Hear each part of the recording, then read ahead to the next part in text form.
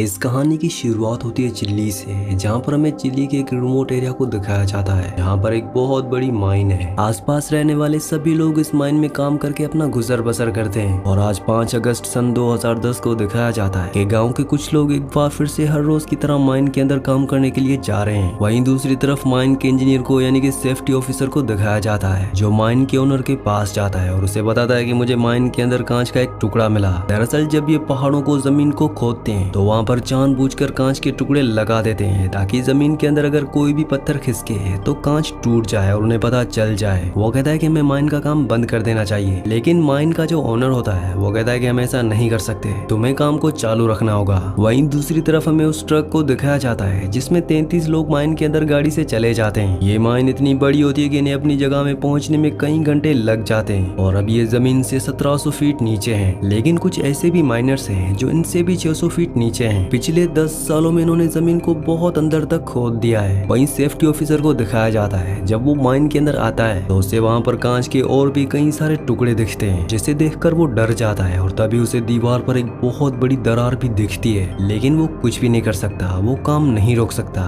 क्योंकि ओनर्स ने ऑर्डर दिए होते हैं कि काम चालू रखना होगा। अब जमीन से 1700 फीट नीचे है जहाँ पर 33 माइनर्स काम कर रहे होते हैं, तभी अचानक वहाँ पर जमीन हिलना शुरू हो जाती है। सब के सब पूरी तरह से घबरा जाते हैं। सेफ्टी ऑफिसर यहाँ पर आता है और उन सबको गाड़ी में बैठाता है और यहाँ से निकालने की कोशिश करता है, लेकिन तभी आगे चट्टान गिरने की वजह से जिस रास्ते से ये बाहर जा सकते थे वो पूरी तरह से बंद हो जाता है। अब इन्हें कुछ भी समझ नहीं आता कि इन्हें क्या करना चाहिए। अभी ये डिसाइड करते हैं कि इन्हें 600 फीट और नीचे जाना चाहिए जहाँ पर दूसरे माइनर्स काम कर रहे हैं, क्योंकि वहाँ से भी निकलने का एक रास्ता होता है। ये अपनी गाड़ी को उस तरफ मोड़ लेते हैं, लेकिन तभी ये देखते हैं कि 2 और माइनर्स हैं जो गाड़ी के पीछे भाग रहे होते हैं। इन्हीं में एक होता है जिसका नाम मारियो है। मारियो उन दोनों के हाथ को पकड़कर ऊपर खींच लेता है और अब ये जब 600 फीट और नीचे जा रहे होते हैं तभी इनके सामने एक दूसरी गाड़ी आ जाती है, जो उन माइनर्स की गाड़ी होती है जो उनसे 600 फीट नीचे काम कर रहे थे। दरअसल वहाँ भी चट्टान गिरने की वजह से वहाँ का जो रास्ता था वो पूरी तरह से ब्लॉक हो चुका था और अब इनके सामने जो सड़क होती है वो भी फटना शुरू हो जाती है। इसीलिए सब के सब अपनी जान बचाकर गाड़ी से उतरकर एक किनारे हो जाते हैं और इससे पहले कि ये कुछ समझ पाते इनके सामने एक बहुत बड़ी चट्टान आकर गिरती है जो रास्तों को पूरी तरह से ब्लॉक कर देती है। ये चट्टान इतनी बड़ी होती है कि इसका धमाका ऊपर तक सुनाई देता है और ऊपर भी सबको समझ में आ जाता है कि नीचे कोई हादसा हो चुका है और अब ये सब के सब अंदर फंस चुके हैं। वीडियो में आगे बढ़ने से पहले एक जरूरी अनाउंसमेंट, अगर आप साइफाई, सर्वाइवल और हॉरर मूवीज के शौकीन हैं तो हमारे दूसरे चैनल को सब्सक्राइब कर लीजिए, क्योंकि वहाँ पर हम हॉरर और साइफाई मूवीज अपलोड करते हैं। तो आप सबसे रिक्वेस्ट है कि जल्दी से जाके हमारे दूसरे चैनल को सब्सक्राइब कर लीजिए। चैनल का लिंक नीचे डिस्क्रिप्शन में है। चट्टान गिरने की वजह से कई लोग जख्मी हो चुके होते हैं। वो अपने साथियों की मरहम पट्टी करना चाहते हैं, लेकिन इनके पास पूरी फैसिलिटी नहीं होती और तभी जब यहाँ से पूरी तरह से धूल हट जाती है तो मारियो देखता है कि उनके रास्ते पर एक बहुत बड़ी चट्टान आकर गिर चुकी है, जिसे खोदना या उसके दूसरी तरफ जाना पूरी तरह से नामुमकिन है। वहीं हमें माइन के बाहर दिखाया जाता है कि इन सभी माइनर्स की फैमिली माइन के बाहर इकट्ठा हो चुकी है, क्योंकि सबको पता चल चुका होता है कि माइन के अंदर हादसा हुआ है और माइन के अंदर जो लोग हैं वो वहाँ पर फंस चुके हैं। मीडिया के जरिए ये न्यूज पूरी दुनिया में आग की तरह फैल जाती है। वहीं हमें माइन के अंदर दिखाया जाता है जहाँ पर सुपरवाइजर, जिसका नाम लुइस है, वो सभी लोगों को गिनता है। उसे पता चलता है कि यहाँ पर ये 33 लोग हैं। अब यहाँ पर एक रेफ्यूजी एरिया भी होता है जो इसी तरह के हादसों के लिए बनाया गया होता है, लेकिन वो कहता है कि वहाँ पर सिर्फ 30 लोग जा सकते हैं और हम 33 लोग हैं। अब इनके साथ जो मारियो होता है वो कहता है कि यहाँ पर चिमनियां भी बनी हुई हैं, अगर हम चाहें तो चिमनियों से बाहर जा सकते हैं क्योंकि वहाँ पर सीढ़ियां होंगी। इसीलिए सुपरवाइजर लुइस अपने साथ 29 लोगों को लेकर रेफ्यूजी एरिया की तरफ निकल पड़ता है, जबकि मारियो अपने साथ 2 लोगों को लेकर चिमनी की तरफ निकल पड़ता है और जल्दी ये तीनों की तीनों चिमनियों तक पहुंच जाते हैं, जहाँ पर मारियो चिमनी की सीढ़ियों से ऊपर जाने की कोशिश करता है और जब वो सीढ़ी से थोड़ा सा ऊपर जाता है तो वो देखता है कि ऊपर सीढ़ियां है ही नहीं। दरअसल अर्थक्वेक के जो झटके आए थे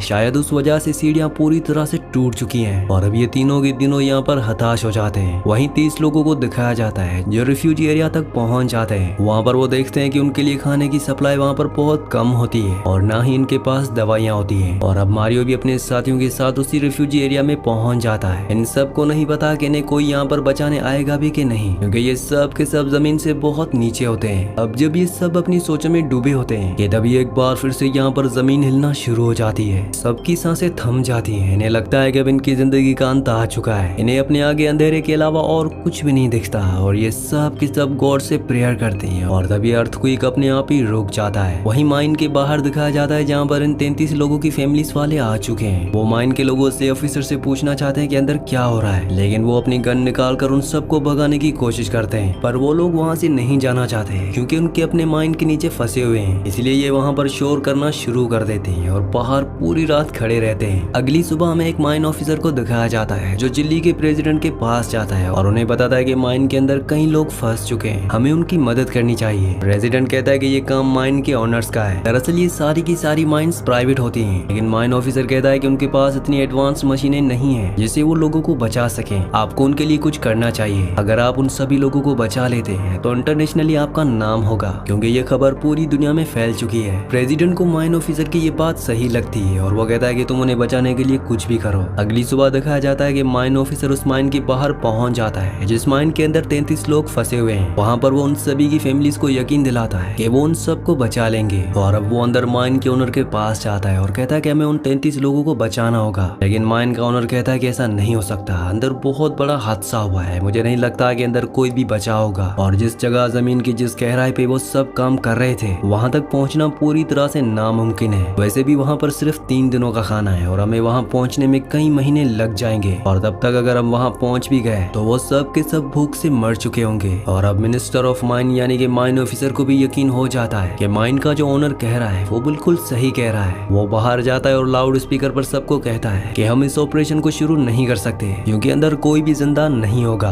और तभी एक लेडी जिसका भाई नीचे माइन में फंसा होता है वो इस ऑफिसर को एक जोरदार थप्पड़ मारती है, क्योंकि उसे अभी भी यकीन है कि उसका भाई नीचे जिंदा है। और यहाँ पर जितने भी लोग होते हैं वो सब के सब चिल्लाना शुरू कर देते हैं। वो सब इस मिनिस्टर ऑफ माइन से कहते हैं कि हमारे रिश्तेदारों को, हमारे अपनों को बचा लो। माइन ऑफिसर जब उनकी ऐसी हालत देखता है तो तय करता है कि वो उन सब की मदद करेगा। और प्रेसिडेंट की मदद से यहाँ पर एक माइन इंजीनियर को बुलाया जाता है जो स्कैन करके माइन ऑफिसर को बताता है कि नीचे रेफ्यूज एरिया में 33 लोग फंसे हुए हैं। दरअसल एक बहुत बड़ी चट्टान गिरने की वजह से पूरी की पूरी माइन धंस चुकी है और अब हमें उन्हें ड्रिल करके ऊपर निकालना होगा। वही माइन के अंदर दिखाया जाता है जो खाने के लिए एक दूसरे से लड़ रहे होते हैं। और तभी मारियो कहता है कि हम सबको खाना बचाकर खाना होगा, जब तक कि हमारे लिए यहाँ पर कोई मदद नहीं आ जाती तब तक हमें कम से कम खाना होगा। ये एक दिन में 2 घूंट दूध और एक 2 कुकीज खाकर ये अब सर्वाइव करना शुरू कर देते हैं। माइन के बाहर बहुत बड़ी ड्रिल मशीन को बुलाया जाता है ताकि ड्रिल करके उनसे कांटेक्ट किया जा सके, लेकिन यहाँ पर चट्टान इतनी ठोस होती है कि उस पर ड्रिल करने में इंजीनियर को बहुत तकलीफ होती है। उसकी कई ड्रिल्स टूट जाती हैं, लेकिन फिर भी वो दिन रात ड्रिल करता रहता है। माइन ऑफिसर ने यहाँ पर उन लोगों के रिश्तेदारों के लिए जिनके अपने लोग नीचे फंसे हुए हैं कैंप का भी इंतजाम कर दिया होता है, क्योंकि इनमें से कोई भी घर वापस नहीं जाना चाहता। वही रिफ्यूजी एरिया में उन 33 लोगों को जब ड्रिल की आवाज सुनाई देती है तो वो सब के सब खुश हो जाते हैं। इन सब के अंदर बचने की एक उम्मीद जाग उठती है। धीरे धीरे वक्त बीतता है और उन्हें आज 12 दिन हो चुके हैं। 12 दिनों से लगातार ड्रिल हो रहा है और ड्रिल उस गहराई तक पहुंच जाता है जहां पर रेफ्यूजी एरिया है, लेकिन इन 33 लोगों की किस्मत बिल्कुल भी अच्छी नहीं होती, क्योंकि ड्रिल मशीन ने जहां पर छेद किया होता है वो इस जगह से 12 मीटर दूर होता है, जहाँ तक ये नहीं पहुँच सकते।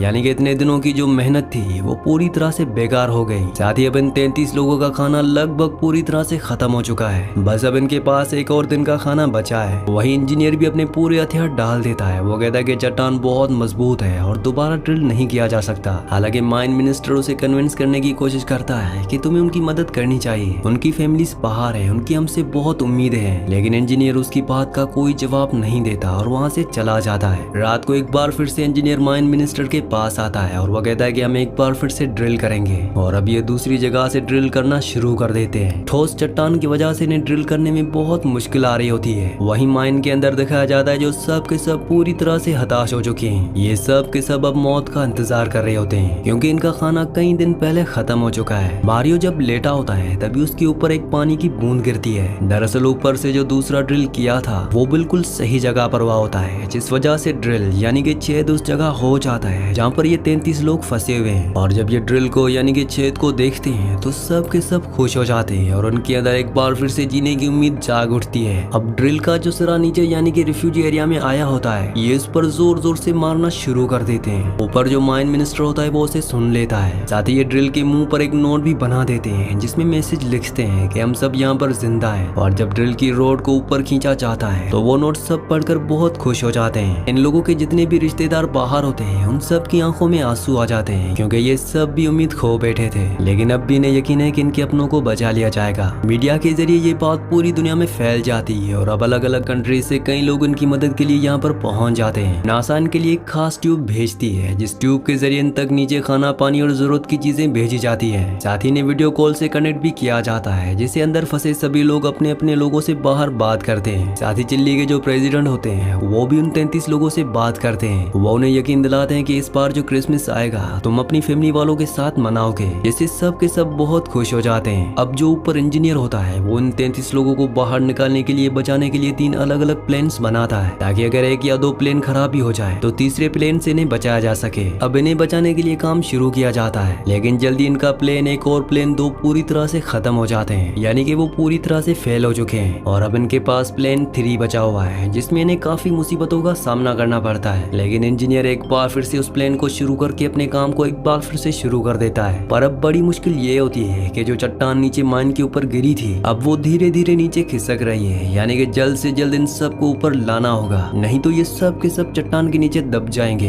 लगातार ड्रिलिंग करने के बाद ये उस चट्टान तक पहुंच जाते हैं जो माइन के ऊपर गिरी थी। वो बहुत ज्यादा ठोस होती है, इसीलिए उसके ऊपर ड्रिल नहीं हो रहा होता। और इंजीनियर माइन के अंदर फंसे हुए माइनर से बात करता है, और तब वो इंजीनियर को कहते हैं कि हमें नीचे एक धमाका करना होगा, जिससे चट्टान टूट जाएगी। हालांकि ये बहुत खतरनाक होता है, लेकिन इनके पास अब कोई भी रास्ता नहीं होता, और ये उस चट्टान पर एक धमाका करते हैं, जिसका मतलब ये है कि अब ड्रिल पूरी तरह से आर पार किया जा सकता है। आज इन सबको फंसे हुए यहाँ पर पूरे 59 दिन यानी कि लगभग 2 महीने हो चुके हैं। और 2 महीने के बाद नासा की उस कैप्सूल को, जो नासा ने इनको बचाने के लिए भेजा था, उस कैप्सूल को नीचे भेजा जाता है, और पहला आदमी उस कैप्सूल में जाने के लिए तैयार हो जाता है। जाने से पहले वो बहुत ज्यादा इमोशनल होता है, क्योंकि उसने अपनी जिंदगी के 59 दिन यहाँ पर बिताए थे, उसके साथ ही अब भी वहाँ पर है। और उसके बाद उसे कैप्सूल में बिठाकर ऊपर खींचा जाता है, पर तभी अचानक रास्ते में कैप्सूल रुक जाता है, जिस वजह से कैप्सूल के अंदर उस माइनर को सांस लेने में बहुत तकलीफ होती है। लेकिन एक बार फिर से कैप्सूल को नीचे करके ऊपर खींचा जाता है, जिस वजह से वो आदमी बाहर आ जाता है, और एक एक करके अगले 24 घंटों में सभी लोगों को यहाँ से बचाकर निकाल दिया जाता है। और इस तरह से इन 33 लोगों को, जिन्होंने जीने की उम्मीद पूरी तरह से खो दी थी, उन सबको बचा लिया जाता है। मौत का इस तरह से सामना करने के बाद अब इन सबको जिंदगी के मायने असल में पता चलते हैं। इन्हें पता चलता है कि जिंदगी में खाने की क्या वैल्यू होती है, अपने लोगों की क्या वैल्यू होती है, और जिंदगी का तोहफा जो खुदा ने हमें दिया है, उस तोहफे की क्या वैल्यू है। हमें जिंदगी में हर एक पल को जीना चाहिए, ताकि भाग दौड़ की जिंदगी में हमेशा भागते रहना चाहिए। हालांकि ऐसा करने से कुछ लोग अपनी जिंदगी में अचीव तो कर लेते हैं, लेकिन वो जिंदगी जीना भूल जाते हैं। इसी सीन के साथ इस मूवी का सच्ची कहानी का एंड हो जाता है। अगली कहानी आप किस मूवी पर सुनना चाहते हैं मुझे नीचे कमेंट्स में जरूर बताना, क्योंकि मैं आपके कमेंट्स पढ़ता हूँ, और आपके प्यारे प्यारे कमेंट्स का बहुत बहुत शुक्रिया।